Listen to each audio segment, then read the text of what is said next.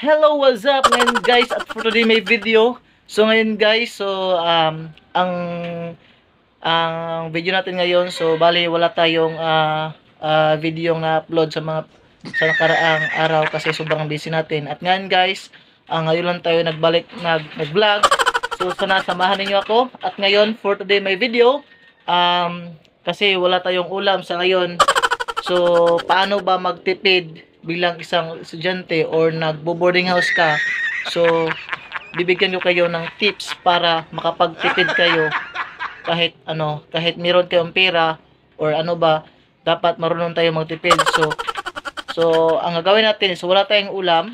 So ang gagawin natin para hindi tayo gagastos ng 50, 30 kasi ang ulam dito 35, 20 yun. So ang gagawin natin guys, bibili ng sabaw. Sabaw lang yan ang ulam natin guys. Morning sabaw, tapos sa afternoon, sa gabi yun, puro sabaw. So bibili tayo ng sabaw na You serious? sa 5. So 5 pesos yung sabaw.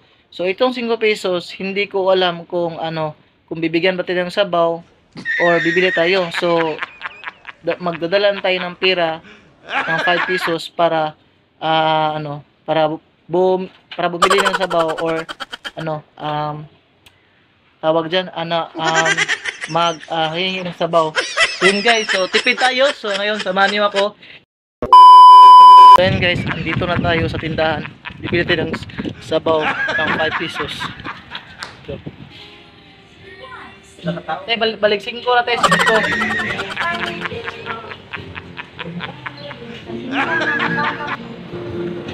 Araw. Okay lang. Salamat.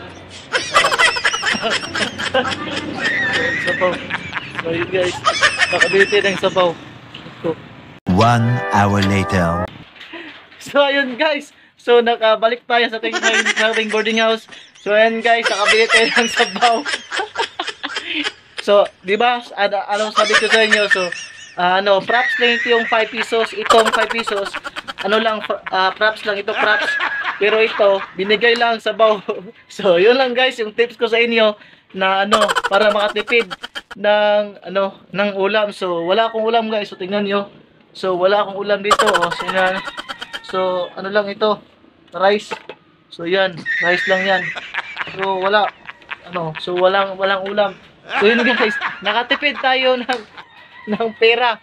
So yun ang tips natin. So 5 pesos. So yun guys. So picture muna tayo, picture. Diba? So yun guys, so nakatipid tayo. So yun lang yung tips ko na bigay ko sa inyo. So kung sino yung nagbo-boarding house, so sana magamit niyo tong tips ko na binigay ko sa inyo na magtipid kahit meron kang pera, kasi hindi sa lahat ng bagay na mayroon kang pera. So yung sabaw natin, sa isang buwan, puro sabaw lang yung ulamin natin para makatipid. So yun lang guys. So thank you sa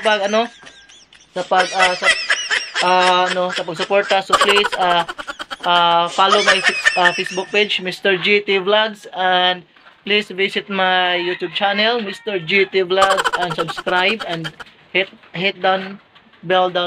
What? So yun lang guys. So babush.